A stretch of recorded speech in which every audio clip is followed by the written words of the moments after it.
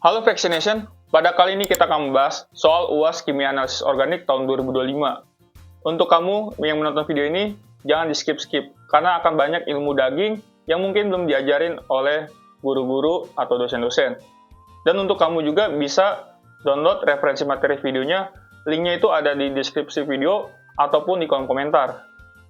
Oke, kita lanjut, kita baca dulu soalnya. Spektrum HNMR, CNMR, spektrum massa atau MS, dan IR dari suatu senyawa dengan rumus molekul C3H6O2 diberikan di bawah ini. Gunakan data spektroskopi yang diberikan untuk memberikan interpretasi kemungkinan dari semua data spektrum guna menentukan struktur senyawa ini.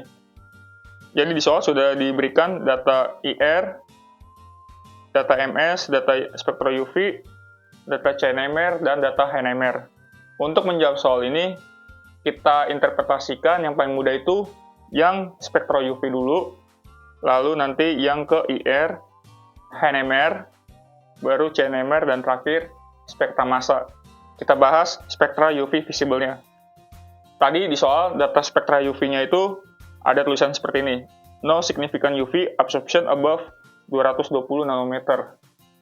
Artinya, dalam bahasa Indonesia itu tidak ada penyerapan UV yang signifikan di atas 220 nanometer. Maksudnya apa?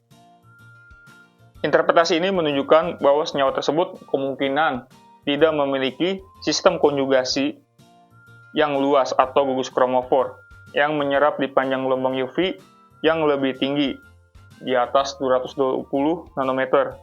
Biasanya senyawa seperti alkohol, ether, asam karboksilat, atau senyawa alifatik sederhana menunjukkan karakteristik ini.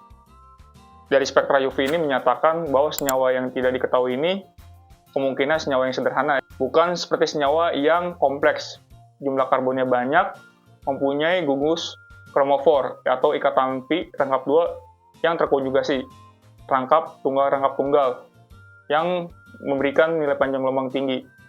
Jadi sesuai dengan rumus molekul yang diberikan di soal, yaitu C3H6O2. C3 itu berarti strukturnya sangat sederhana sekali, karbonnya cuma ada 3. Jadi dari data spektra UV ini, kita dapat kesimpulan bahwa senyawanya itu sederhana sekali. Selanjutnya kita bahas yang spektra IR-nya. Ini adalah data spektra IR-nya. Untuk teman-teman yang ingin mendownload tabel IR-nya, untuk kita bahas di soal ini, teman-teman bisa download, linknya itu ada di deskripsi video ataupun di kolom komentar. Jadi kita cek dulu mungkin yang di sini teman-teman. Dari bilangan gelombang sekitar 2,5 sampai 3,5-nya ini, merupakan bilangan gelombang dari OH stretching. Kalau kita lihat, ciri khasnya itu, OH yang melebar, lalu dia kuat, itu merupakan OH dari karboksilat. Kalau OH dari alkohol, dia melebar tapi nggak melebar banget, nggak seperti karboksilat, dan kuat juga. Contohnya seperti ini. Nah, jadi kita bisa simpulkan ini adalah OH dari karboksilat. Selanjutnya, di sini terdapat pita IR dari 1715. Yang artinya apa? Kalau kita lihat di tabel IR, 1715 merupakan C rangkap 2O karbonil stretching.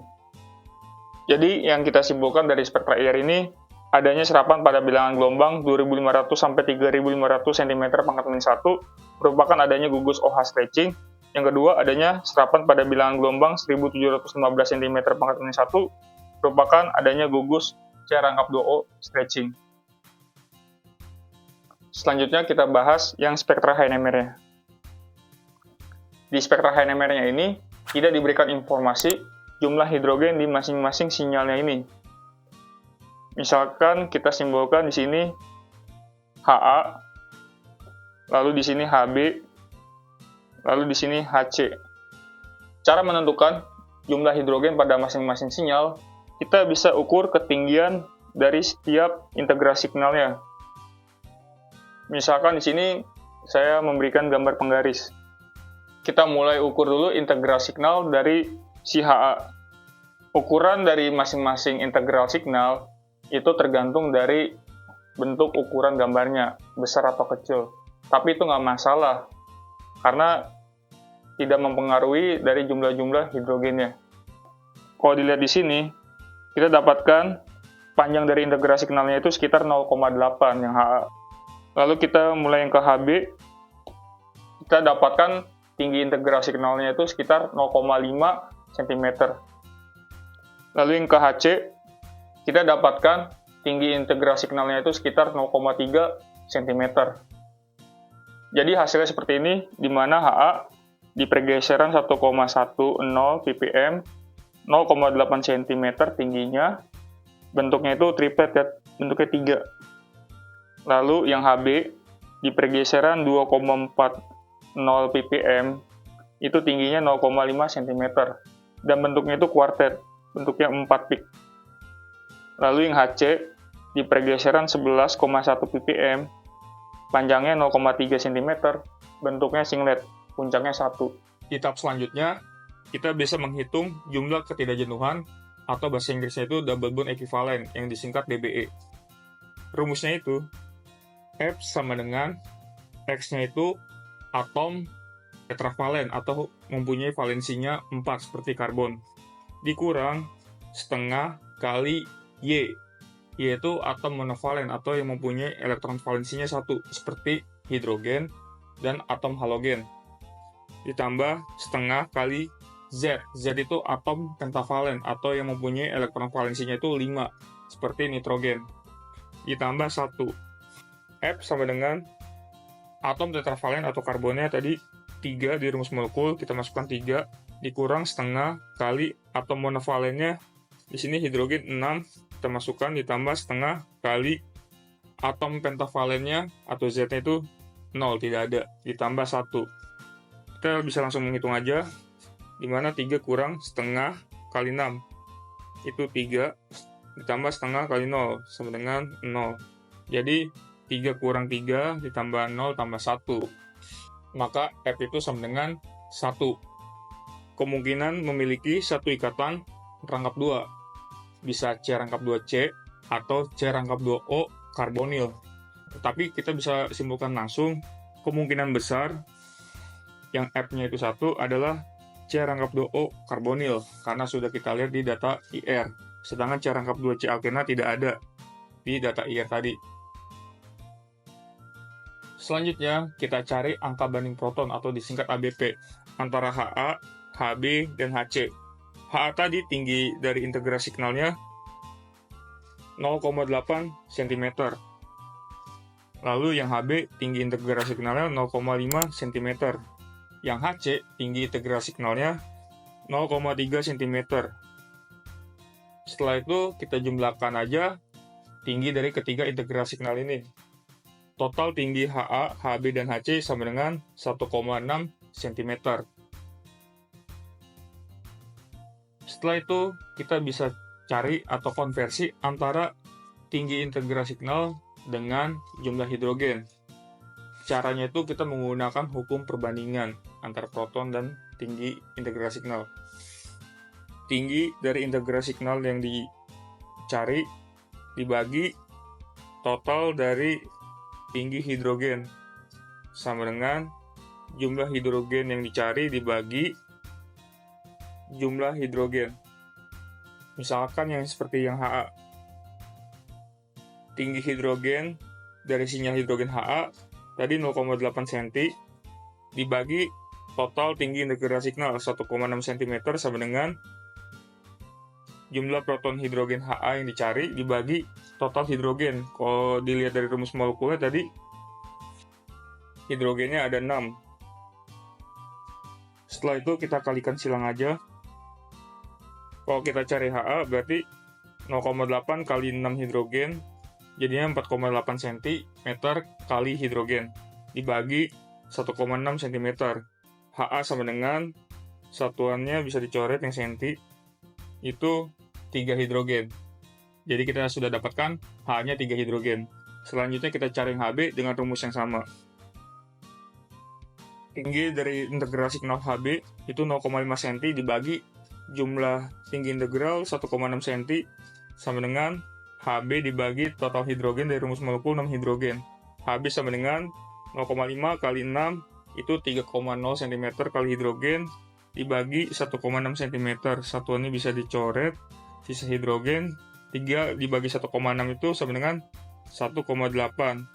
Kalau kita bulatkan sama dengan 2 hidrogen.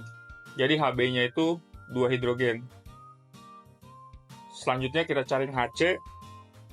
Tinggi integralnya itu 0,3 cm dibagi total tinggi integralnya itu 1,6 cm sama dengan Hc dibagi total hidrogen dari rumus molekul itu 6. Hc sama dengan 0,3 kali 6 itu sama dengan 1,8 cm kali hidrogen dibagi 1,6. Hc kita dapatkan 1,2 hidrogen. Kalau kita bulatkan itu menjadi 1 hidrogen. Kita sudah dapatkan yang Ha 3 hidrogen, Hb 2 hidrogen, Hc 1 hidrogen. Selanjutnya kita cari pendekatan gugusnya. Kita buat seperti ini bentuk pendekatan gugusnya. Lalu kita cari satu-satu, kira-kira seperti apa pendekatan gugusnya. Misalkan yang Ha yang 3 hidrogen. Kalau 3 hidrogen itu bisa diibaratkan dia bentuknya CH3. Kenapa CH3? Karena tadi 3 hidrogen plus kalau 1,10 ppm itu dia bentuknya ikatan tunggal atau ikatan satu. Jadi kita bisa buatkan seperti ini. CH3. Lalu tadi H-nya itu sinyalnya triplet. Artinya memiliki 2 hidrogen tetangga. Kita buat di sini CH3 simbolnya kotak, lalu strip CH2. Setelah itu kita cari yang Hb pendekatan gugusnya. Kalau 2 hidrogen berarti CH2.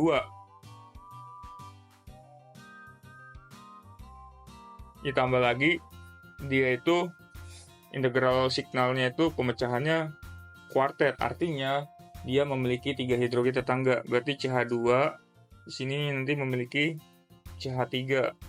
Lalu di sininya tidak ada. Hasilnya seperti ini. Di sini kita bisa tulis di samping CH2 ini X dan CH2 kita simbolkan lingkaran. Kenapa X?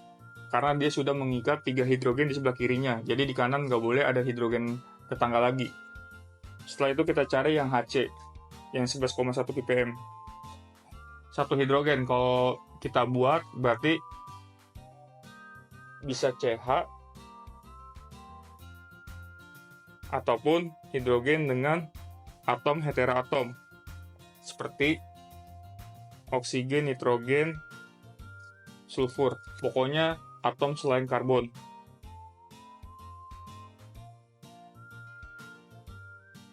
Tetapi kalau kita lihat dari nilai pergeseran kimianya, di sini kan area downfill ya, atau tidak terlindungi. Berarti kemungkinan bukan CH atau yang mengikat karbon, tapi hidrogennya mengikat oksigen, nitrogen, sulfur. Kalau kita lihat lagi, sebenarnya hidrogennya itu mengikat oksigen. Gak apa-apa kita simbolkan di sini Y. Lalu kita lihat lagi tabel Heinemann-nya di mana ternyata kalau kita lihat di tabel Heinemann pergeseran 2,40 itu yang Hb, X-nya itu merupakan C rangkap 2O karbonil. Lalu yang Y-nya ini tadi sudah dijelaskan bahwa Y-nya ini merupakan oksigen karena nilai pergeserannya 11,1 ppm. Selanjutnya kita ke konfirmasi struktur. Caranya sangat mudah sekali teman-teman.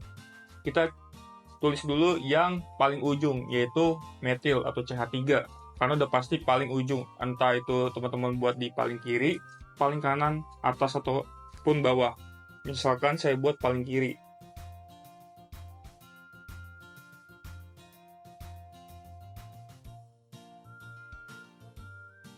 Tadi kan pembelahannya triplet, berarti dia mengikat 2 atom tetangga. Yang di sini yang CH2 yaitu yang Hb. Berarti kita buat aja seperti ini. CH2 terus dia kan CH3. Nah, dia di sini mengikat CO. Lalu CO itu kan punya tangan lagi.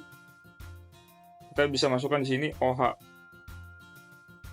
Setelah itu kita cek masing-masing apakah konfirmasi struktur ini sudah benar ataupun salah.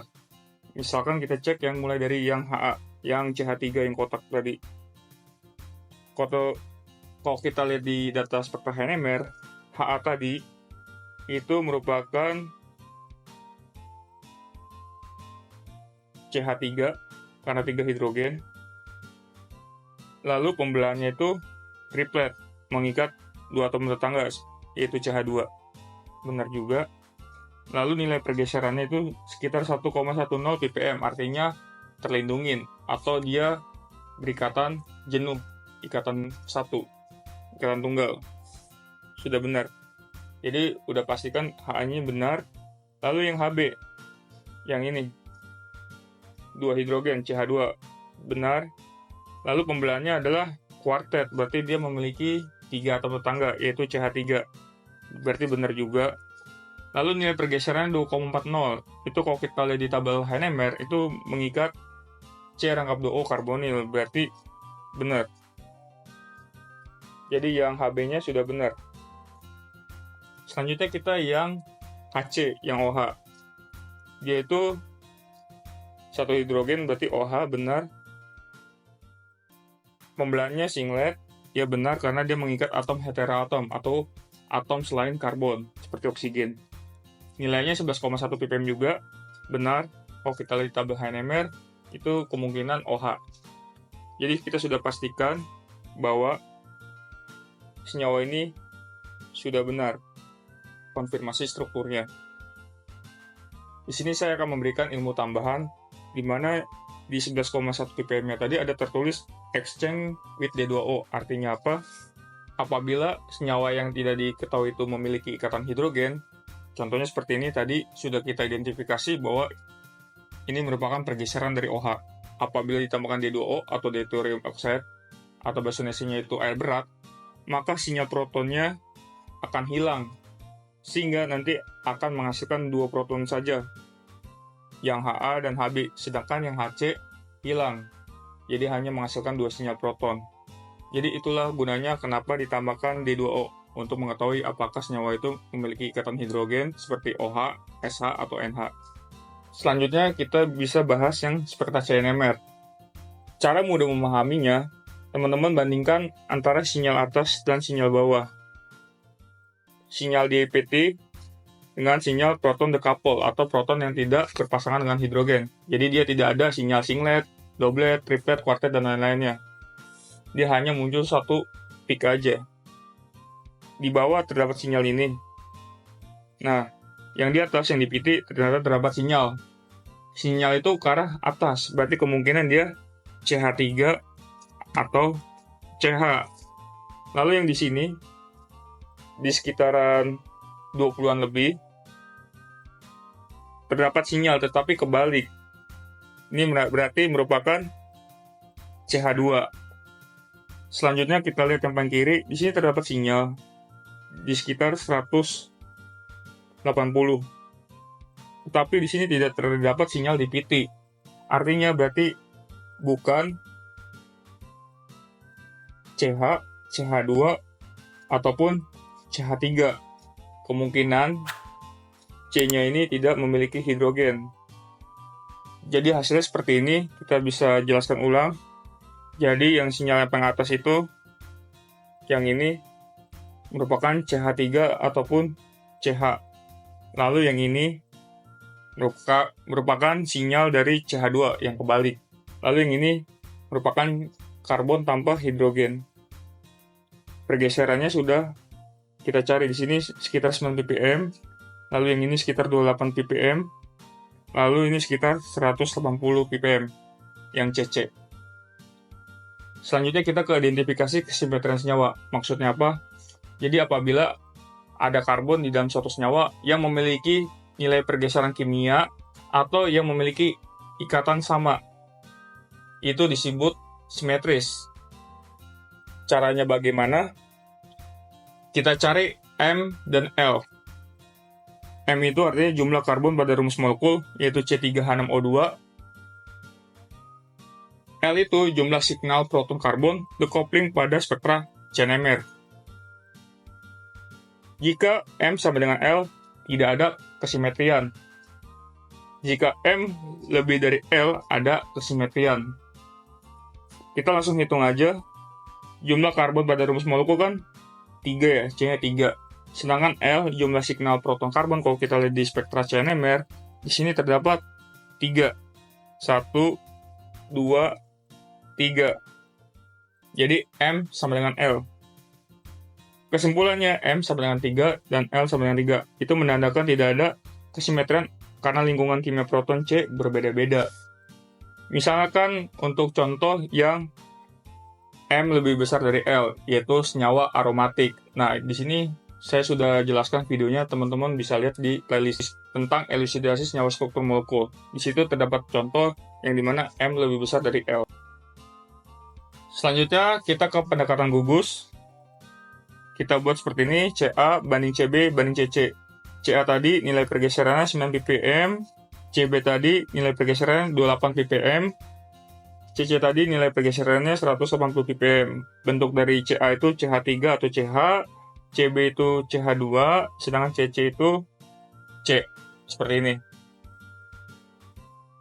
Pertama, kita buat dulu misalnya di sini CH3. Kita buat aja pendekatan gugusnya, di mana CH3 kita bisa simbolkan kotak, lalu CH kotak. Setelah itu CH2 kita bisa gambarkan bulat. Lalu yang C kita bisa gambarkan dia segitiga.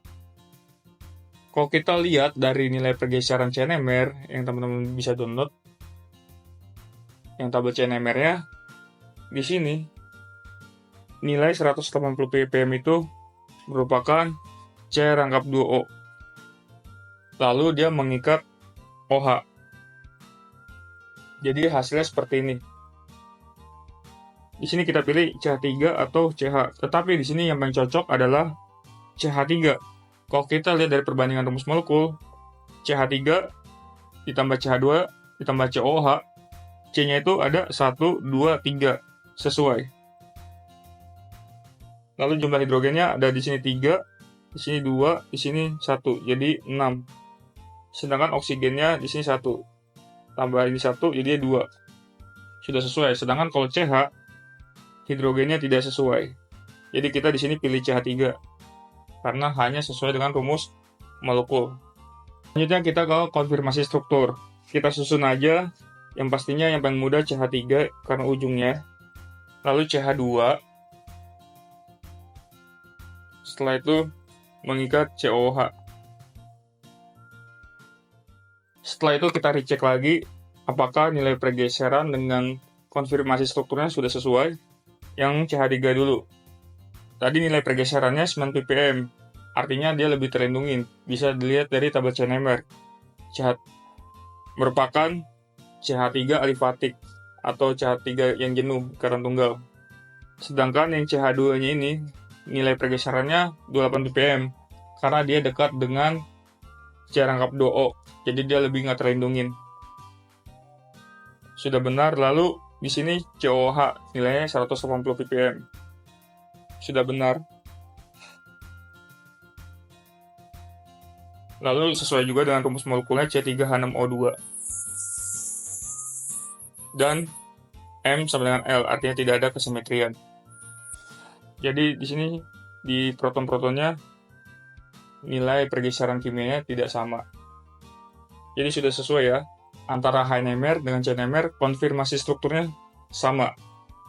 Di sini saya akan memberikan ilmu tambahan pada spektra CNMR. Kalau kita lihat di sini terdapat puncak dari solventnya atau pelarutnya. Jadi di CNMR itu sampelnya dilarutkan dengan pelarut. Pelarut yang digunakan itu yang pastinya hidrogennya itu disubstitusi dengan deuterium atau air berat tadi yang huruf D tadi. Misalnya CHCl3 menjadi CdCl3. Jadi tidak mempengaruhi nilai spektra CNMR-nya. Nah, untuk masalah ini tentang tabel nilai pelarut-pelarut pada CNMR, teman-teman bisa download linknya, itu referensinya ada di deskripsi video ataupun di kolom komentar. Selanjutnya kita bahas spektra massa atau mass spektra. Di sini terdapat spektra massa, yaitu ion molekulnya 74, 57, 45. Lalu kalau kita lihat di sini sekitaran 29. Lalu puncak paling tingginya itu atau puncak dasar itu nilainya 28. Nanti kita cari masing-masing pola fragmentasinya menghasilkan 74, 57, 45, 29, dan 28.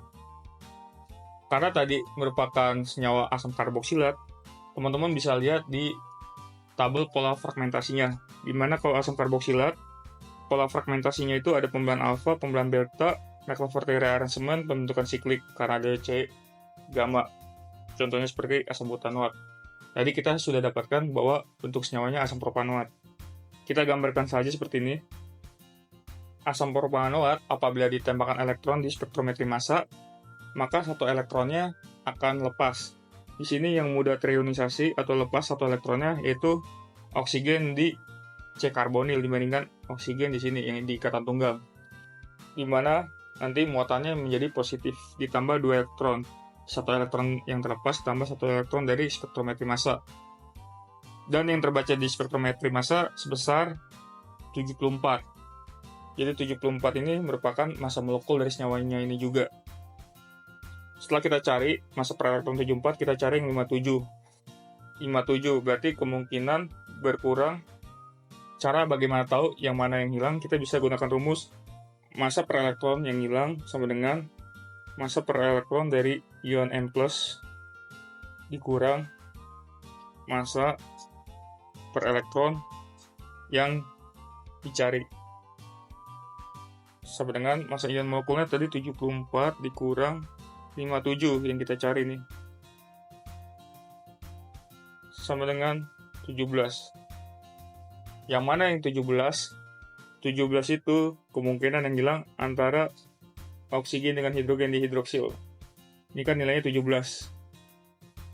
Sekarang pertanyaannya, bagaimana si 17 ini atau OH-nya hilang, terlepas, sedangkan yang ini, yang kirinya terbaca, yaitu dengan pembelahan homolisis, agar nanti si OH-nya mendapatkan satu elektron dan menjadi radikal, sedangkan si asam propanoatnya terbaca. Caranya seperti ini. Ini adalah bentuk homolisisnya. Namanya itu pembelahan alfa, homolisis di bagian OH. Karena satu elektron tadi sudah didapatkan di C karbonil, akan membentuk satu ikatan baru, karena C-nya itu mengikat atom yang memiliki elektron bebas seperti oksigen. Jadi satu elektron di oksigen dengan satu elektron yang karbon ini dapatkan, membentuk satu ikatan baru menjadi rangkap 3. Lalu satu elektron di menjadi radikal. Dan yang terbaca di spektrometri massa itu yang muatan positif, yang asilium. Itu sebesar 57 massa per elektronnya. Massa per elektron yang hilang sama dengan massa per elektron dari N+ dikurang massa per elektron yang dicari. 74 dikurang 45 sama dengan 29. Di sini yang 29 merupakan yang ini. Nah, kita buat di sini hilang. Sedangkan yang ini terbaca di spektrometri massa. Caranya gimana? Yaitu dengan cara homolisis. Jadi satu elektron nanti diberikan di sini. Yang di CH2. Jadi akan lepas, sedangkan yang ini nanti terbaca. Satu elektron diberikan ke CH2. Jadinya CH3 CH2-nya itu radikal atau lepas. Lalu satu elektron diberikan ke C karbonil.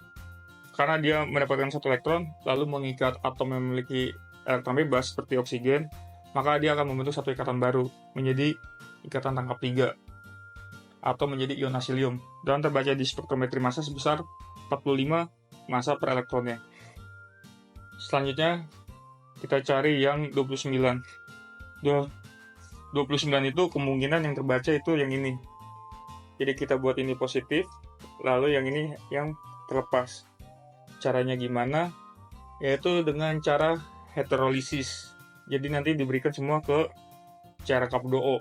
Kalau homolisis kan tadi malah ini yang lepas si CH3, CH2. Jadi harus dengan cara heterolisis. Jadi seperti ini, namanya pembelahan alfa juga. 2 elektron diberikan ke C. Jadi si CH2-nya ini kehilangan elektron sehingga muatannya menjadi positif dan terbaca di spektrometri massa sebesar 29. Karena C rangkap 2O karbonil mendapatkan 2 elektron dari heterolisis, 1 elektron di C, lalu 1 elektronnya lagi untuk menetralkan muatan positif di oksigen.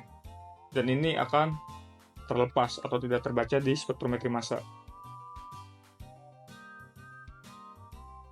Selanjutnya kita cari yang 28. 28 kalau saya cari referensinya,